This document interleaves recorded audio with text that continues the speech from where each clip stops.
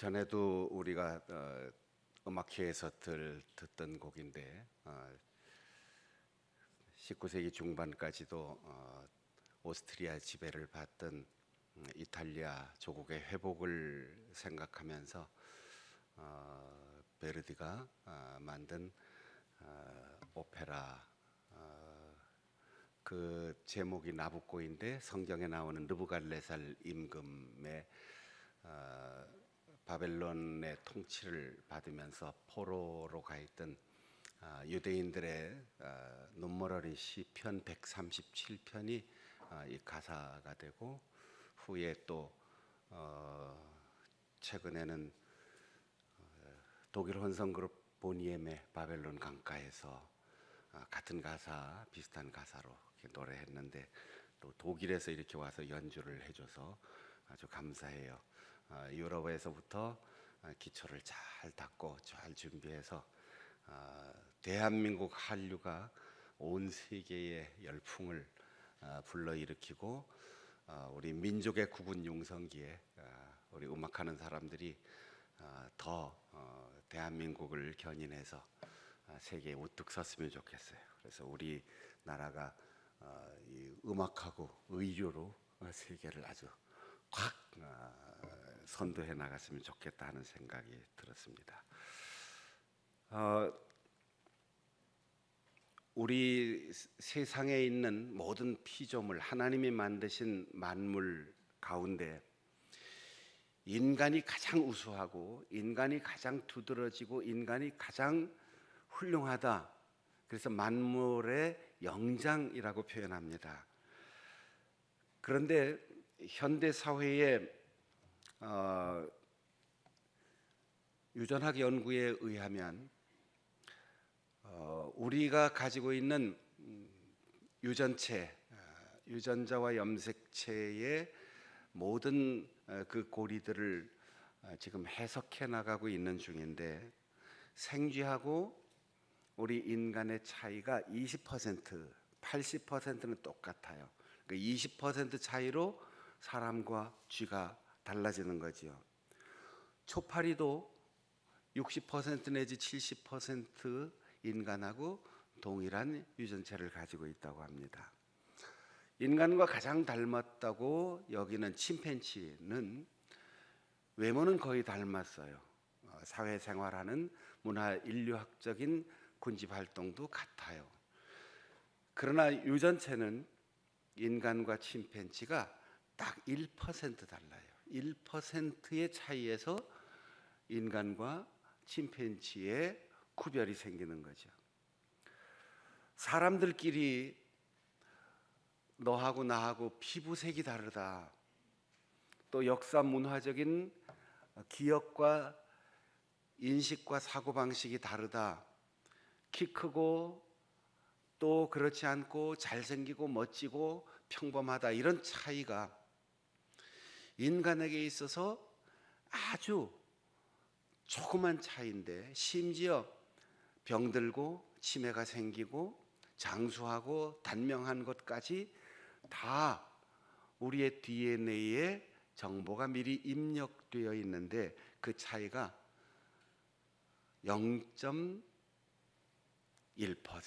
1000분의 1밖에 차이가 안 난다는 거예요.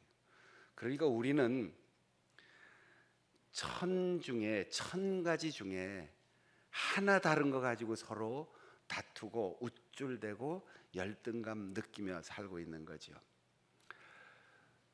쌍둥이가 태어나자마자 어려운 환경 때문에 서로 이별하고 쌍둥이가 있는 줄도 모르고 살았던 그 쌍둥이의 삶을 연구해 봤는데, 유전자의 내용도 다른 사람에 비해서 훨씬 더 똑같죠. 우리 몸에 있는 질병과 장수와 그리고 성향까지 다 똑같은데, 한 사람은 병에 걸렸고 한 사람은 건강하더라는 거죠.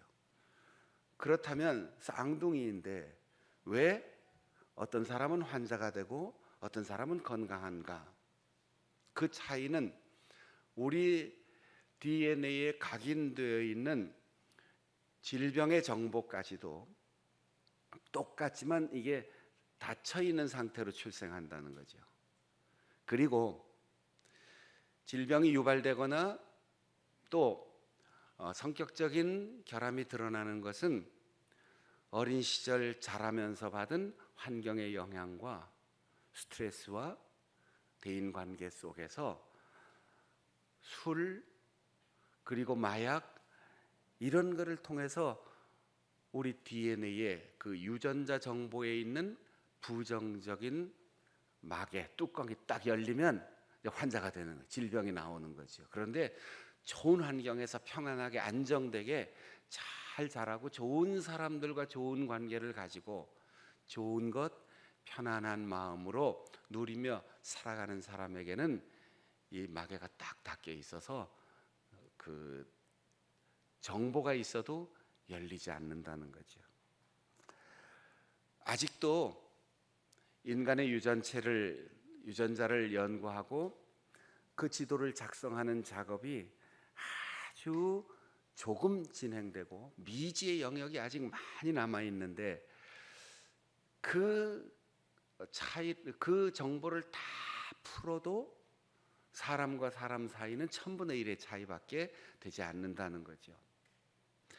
성경은 우리에게 피조물과 인간의 차이를 어떻게 말하는가 하면 하나님께서 말씀으로 세상을 창조하시고 그 모든 피조물의 재료였던 흙, 먼지 덩이를 반죽하여 손수 흙으로 사람을 빚으셨습니다. 모양은 다양하지만 흙덩이라는 사실은 식물과 동물과 사람하고 구별할 수 없어요. 다 똑같아요. 그 흙덩이에 하나님이 코에 생기를 불어넣으셨다고 했습니다. 차이는 이것 단 한 가지입니다.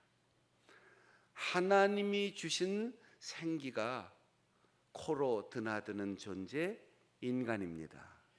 그리고 인간 중에 하나님의 자녀가 되고 예수 그리스도를 통하여 거듭난 성도의 차이점은 하나님의 호흡인 영, 하나님의 영, 그리스도의 영, 성령이 우리 속에 내재하는가, 그리고 그 영적 건강은 얼마나 충만한가에 달려 있습니다.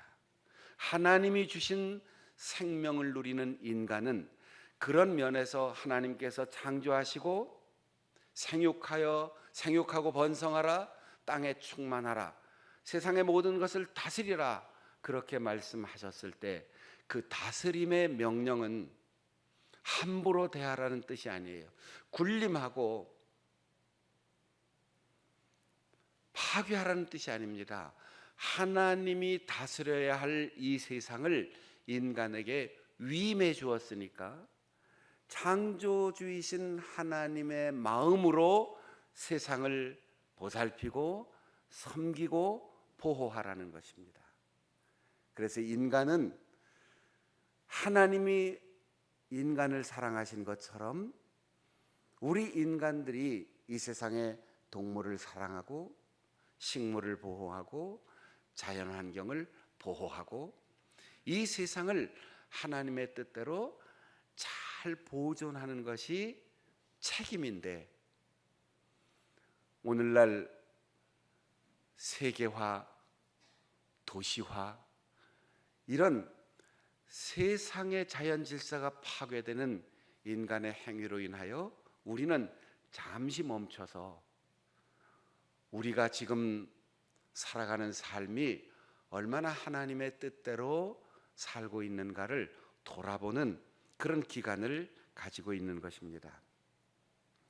예수님께서 죽음이 지배하는 이 세상에 오셔서 우리가 죽어야 할 죽음을 대신 죽으시고 사흘 만에 부활하셔서 제자들을 찾아오셨습니다. 두려움과 불안으로 문을 닫아 걸고 조용히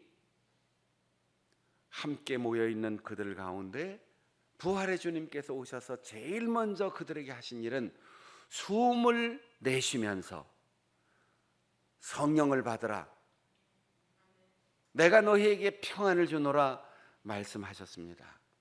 성령은 하나님의 영이고 성령은 부활하신 예수 그리스도의 숨결입니다.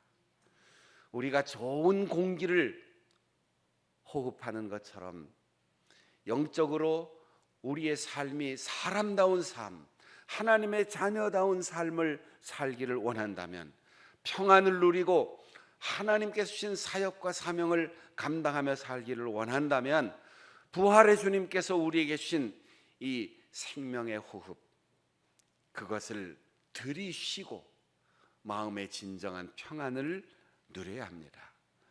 그 약속을 따라 50일 동안 하나님께서 우리에게 오늘 오순절이라고 표현한 50일째 되는 그 날, 이것이 원래는 구약 성경의 추수의 계절의 시작이었는데, 마치 제자들을 영적 추수하고 유대인들이 버림받고 새로운 교회를 설립하여 영적 추수가 시작되는 그런 의미를 부여하여 오순절을 성령 강림 주일이라고 합니다. 급하고 강한 바람 같은 소리로 불꽃이 갈라지는 것처럼 거기에 모여 기도하는 제자들에게, 그리고 120명의 초대교회의 씨앗이 되었던 사람들에게 성령께서 찾아오셨습니다.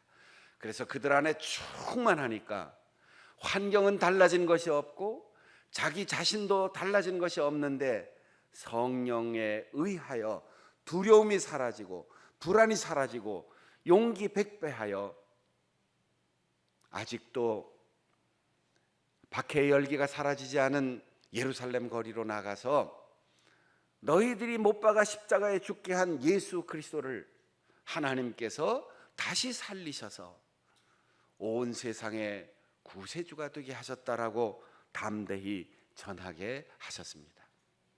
성령께서 급하고 강한 바람과 같은 소리로 임하셨다고 했습니다. 여러분, 그냥 우리가 곁에서 들리지 않게 늘 숨을 쉬면서 살아가요. 나도 숨 쉬는 것을 느끼지 못해요. 그런데 숨소리가 아주 급하게 그리고 큰 소리로 들리면 문제가 있는 겁니다. 급한 상황이 생기면 급한 숨을 쉬어야지 돼요. 가끔 젊은 사람들이 한숨을 쉬면 어른들이 옛날에 한숨을 못 쉬게 했어요. 야, 젊은 녀석이 팔자 사납게 무슨 한숨을 쉬냐. 근데 한숨을 쉬어야지 돼요. 왜냐하면 우리 속에 두려움과 불안이 있을 때 한숨을 휴 하고 내리쉬고 그 다음에 훅 들이쉬면 우리 마음에 평안이 오기 때문이에요. 그리고 호흡이 멎어서 생명이 경각에 달려있는 사람에게는 야, 숨 쉬어라, 숨 쉬어야 살 수 있어, 이렇게 말할 수 없습니다. 숨 쉬어. 안 쉬면 가슴을 압박을 합니다. 두드립니다. 그리고 심폐소생술로 충격을 줍니다. 그래도 되지 않으면 입과 입을 맞대고 내 숨을 강하게 그 사람에게 불어넣습니다. 그래서 다시 호흡이 돌아오고 다시 생명을 회복할 수 있는 기회를 줄 때 급하고 강한 바람이 그 환자에게 필요한 거죠. 사랑하는 여러분, 오늘날 우리 한국교회와 지도자와 그리고 우리 성도들을 위하여 급하고 강한 바람과 같은 생명의 호흡이 필요합니다. 마스크 쓰고 예배드리니까 굉장히 답답하시죠? 그러나 이제 하나님께서 우리에게 생명의 호흡을 성령을 통하여 주시고 성령 충만할 때 우리의 답답하고 불안했던 마음, 우리의 답답하고 불안했던 상황, 그 속에 하나님께서 평안을 주시고 용기를 주시고 우리가 나아가야 할 갈 길을 일러 주실 줄로 믿습니다.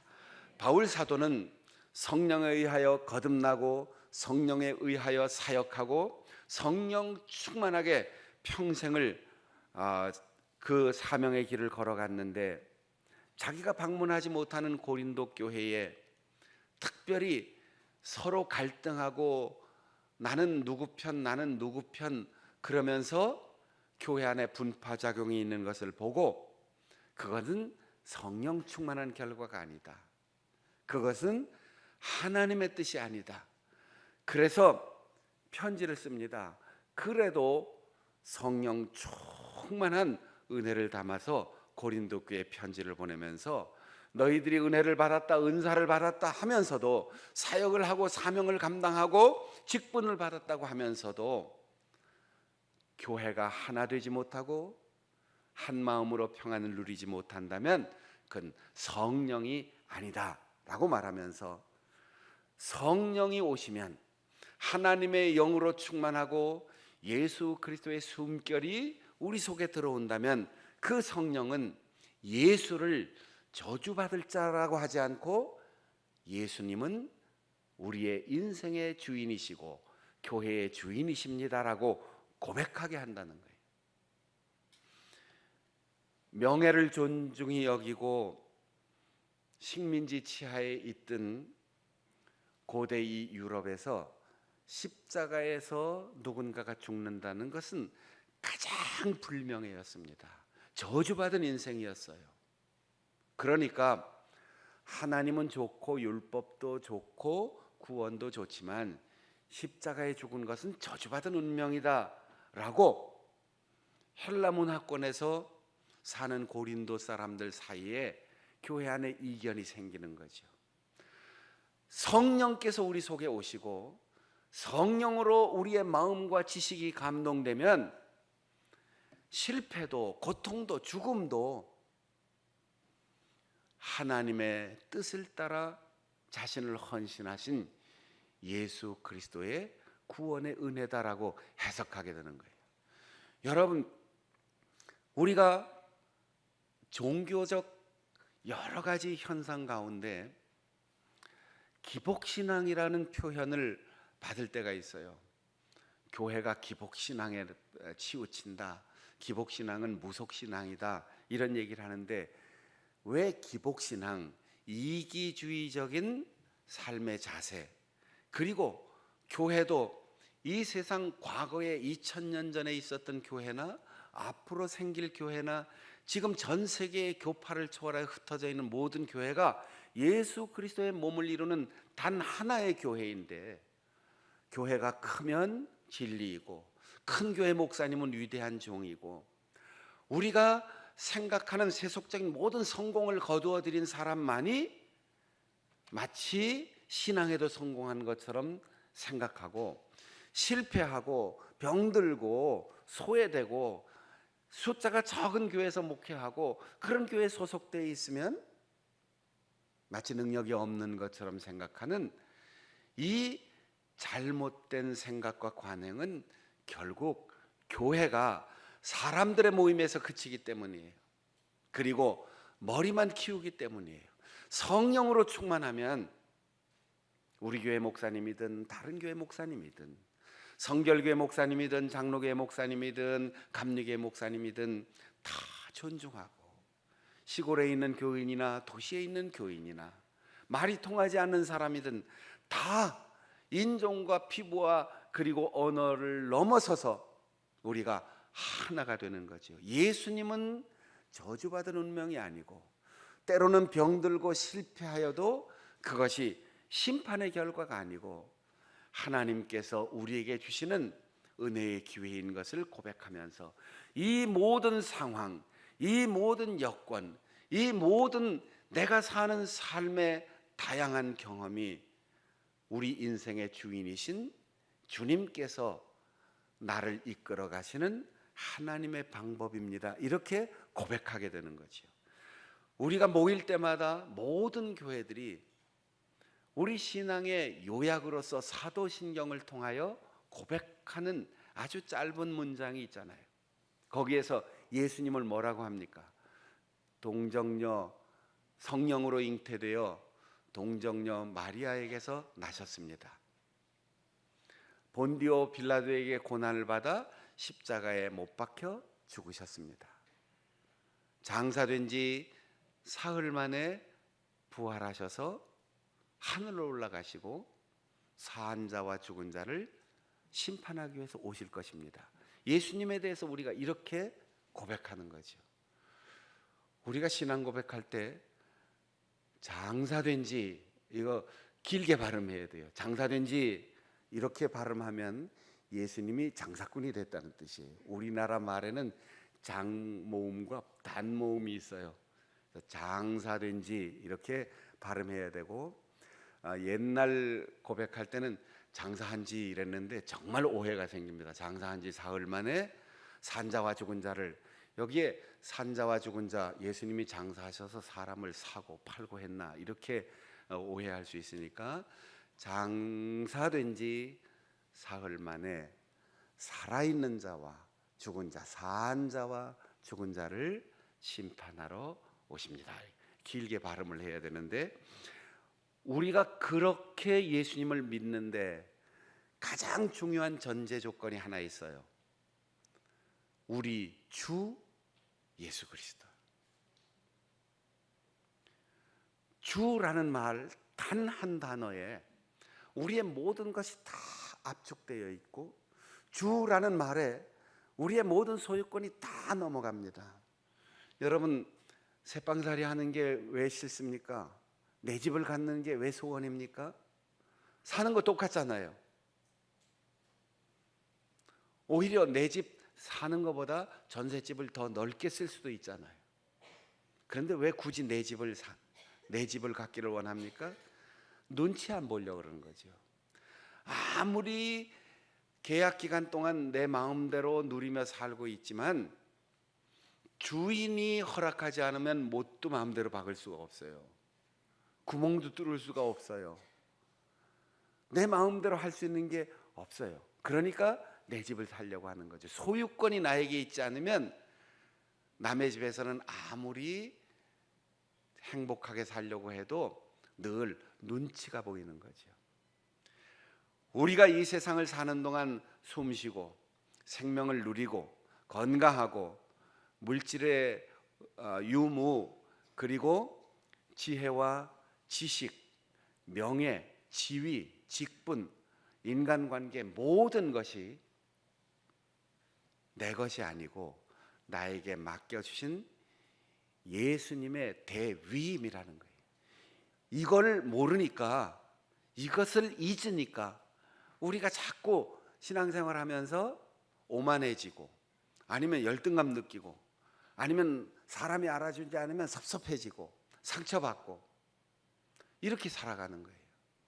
우리가 때로 내 손에 있던 것 하나님이 거둬가실 때 있어요. 그때 더 좋은 것 주실 줄 믿고 기다리는 것, 주인이 바꿔주는 거예요. 우리가 병들 수도 있고 실패할 수도 있고, 우리가 많은 것을 가질 수도 있고, 남보다 장수할 수도 있고, 힘이 있을 수도 있고, 영향력이 있을 수도 있지만 우쭐하지 않으면 하나님께서 주인이시고 예수 그리스도께서 우리에게 맡겨주신 것이기 때문에 겸손하게 섬기지 않으면 가져가신다. 이것을 잊지 않고 봉사하면 서운할 게 하나도 없어요. 마음 아플 거 하나도 없어요. 모든 것의 주, 이 주라는 한마디에 우리는 참다운 평안과 안식을 누릴 수가 있습니다. 주님, 내 모든 것 당신 것입니다. 나는 심부름꾼입니다. 맡겨주신 모든 것을 당신의 뜻대로, 주인의 뜻대로 쓰겠습니다. 이것이 우리 주 예수 그리스도라는 고백 속에 담겨 있습니다. 두 번째로 바울 사도는 성령을 받았다고, 은사 받았다고 우쭐대면서 교회 안에 파벌이 생긴 고린도 교회를 향해서 성령은 유익하게 하십니다. 유익하게 하신다. 아무리 방언을 하고 예언을 하고 능력을 행하고 병을 고치고 방언을 통변하고 지혜의 말씀을 전하고 지식의 말씀이 우리 속에 충만해도 유익하지 않으면 그건 성령의 역사가 아니라는 거죠. 그것을 준 은사를 주신 성령의 한 분이고, 우리에게 직분을 주신 주님의 한 분이시고, 우리를 사역하게 하시는 하나님의 한 분이시라면 각 사람 하나하나에게 똑같은 은사를 주시지 않고, 똑같은 직분을 주시지 않고, 똑같은 사역을 시키지 않고, 하나님께서 성령을 통하여 우리에게 필요한 은사를 주신다는 거예요. 병 고치는 은사를 받으면 신방 열심히 다니고 싶겠지요. 재물을 많이 주시면 좋은 일에 많이 쓰고 싶겠지요. 방언의 은사를 받으면 피곤하지 않도록 밤새워서 기도하고 싶겠지요. 그 사람 죽을 때까지 그렇게 못 삽니다. 부족하지만, 말도 잘 못하지만, 아무것도 가진 것 없지만 그저 어려운 사람들, 교회 출석 못하는 사람들, 또 어려운 일을 당해서 외로운 사람들 부지런히 찾아다니면 하나님께서 그의 사역을 보시고 그의 직분을 보시고 성령을 통하여 병 고치는 은사를 주시는 거예요. 밤을 새워 철야하고 그 음식하고 그저 밥 먹는 것보다 기도하는 걸 더 좋아하니까 피곤하지 않게 나하고 직접 얘기하자. 그리고 하나님께서 우리에게 방언의 은사를 주시는 거예요. 지혜를 주시면 설교자로 헌신하겠습니다. 아니, 설교를 하면 하나님께서 성령을 통하여 그 말씀을 잘 분별할 수 있도록 지혜의 말씀을 주십니다. 설교 준비 안 하고 가만히 앉아 기다리면 하나님께서 계시해 주십니까? 우리가 성경을 열심히 읽고 필사하고 그 성경을 들을 때 하나님께서 성경의 지식이 쌓일 수 있도록 지식의 말씀을 우리에게 주십니다. 교회를 위하여, 교회 학교를 위하여, 우리의 사랑하는 자녀들을 위하여 정말 고민하고 기도하는 사람에게 우리의 교회는 앞으로 어디를 어떻게 가야 할까? 우리의 자녀들이 앞으로 어떤 세대를 살아가야 할까? 앞이 보이는 거죠. 예언의 은사는 그렇게 사람을 사랑하는 이에게 주시는 성령의 은사입니다.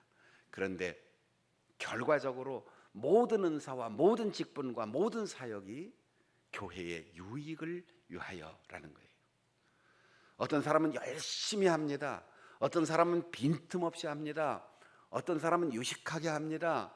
어떤 사람은 최선을 다하여 목숨까지 내어놓을 만큼 일합니다.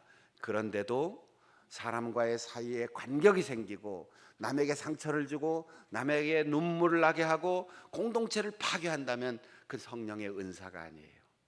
부족하지만, 때로는 힘들지만, 바울 사도가 이어서 얘기하는 것처럼 내 몸을 불사르게 내어준다 할지라도, 나를 번제로 하나님 앞에 다 드리고 내 재산을 다 드렸다 할지라도, 내 시간을 다 드렸다 할지라도 사랑으로 하지 않으면 아무것도 아니다. 아무 유익이 없느니라. 사랑은 자기의 유익을 구하는 것이 아니다라고 말하고 있습니다. 사랑하는 성도 여러분, 성령께서 그의 뜻대로 각 사람에게 나누어 주는데, 성령이 목사의 성령이 있고 장로님의 성령이 있고 권사님의 성령이 있고 김집사의 성령이 있고 이집사의 성령이 있는 게 아니에요. 한 성령께서 그를 위하여 필요한 것을 적절하게 나누어 주심으로 유익하게 모두가 손잡고 예수 그리스도의 몸을 위하여 헌신할 수 있도록 그렇게 은혜를 주신다는 거죠. 전염병 사태 앞에 우리가 오랫동안 고민하고 기도해 왔습니다. 어떤 모임에서 누가 물어요. 코로나 바이러스 사태가 의학적인 문제냐, 과학적인 문제냐, 아니면 신앙적인 문제냐. 신자들은 예배 드리고 싶고 목사는 설교하고 싶고. 그래서 제가 이렇게 얘기했어요. 생명과학과 의학에서는 의학으로 보고, 정부에서는 질서로 보고, 신자는 영적인 문제로 보겠지만 우리가 말씀 앞에서 기도하면서 나는 이렇게 본다.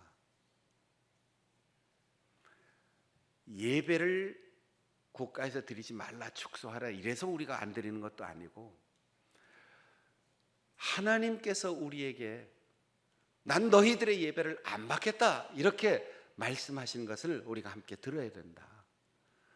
모여서 싸우고 모여서 시기하고 남의 말하고 험담하고 명예 지위를 추구하고 이런 세속적인 교회, 세속적인 마음을 가진 사람들의 예배를 난 당분간 받지 않겠다 하나님께서 말씀하셨고, 목사들이 설교할 때 의도를 가지고 눈치를 보고 하나님이 하셔야 할 말씀을 못 전하고 사람들의 마음을 맞추고 세속적인 이익을 추구하는 그런 귀만 즐겁게 하는 설교, 난 네 입을 통하여 안 하겠다. 그래서 목사는 하나님의 말씀만 전하고 성도들은 성령 충만하여 하나님의 은혜를 감사하며 모여 예배하는 그날을 기다려라. 믿습니까? 예수님께서 그 거룩한 성전에 오셔서 채찍을 들어 장사치들의 상을 둘러 엎으셨습니다. 분노하셨습니다. 내 아버지의 집, 기도하는 집을 장사꾼의 집으로 만들지 마라. 얼마나 많은 교회와 교회의 지도자들이 권력과 친분을 쌓고 세상의 명예를 추구하며 교회가 빗나가고 있었습니까? 여러분 기억하세요. 인류 최초의 살인사건은 하나님께 제물을 드리는 예배 후에 형제간에서 살인사건이 일어났어요. 초대교회 최초의 죽음은 자기 재산 팔아서 엄청나게 헌금하고도 이게 다합니다라는 바친 것보다 더 많은 명예를 얻고자 하는 욕심 때문에 부부가 나란히 죽어갔어요.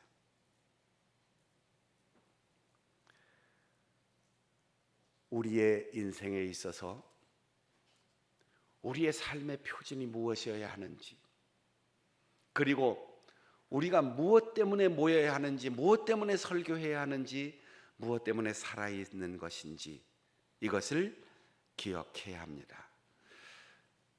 죽음을 이기고 다시 살아나신 예수님의 호흡, 그 성령으로 충만하시기를 바랍니다.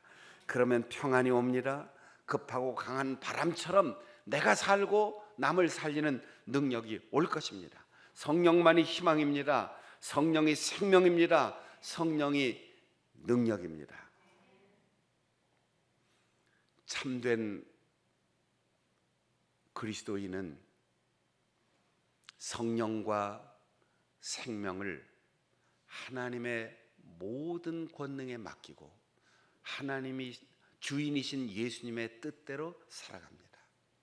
그러나 이 세상에 모든 것을 탐하는 욕심을 버리지 못하고 교회에 드나드는 사람은 늘 불안하고 늘 불평하고 늘 유익을 끼치지 못합니다.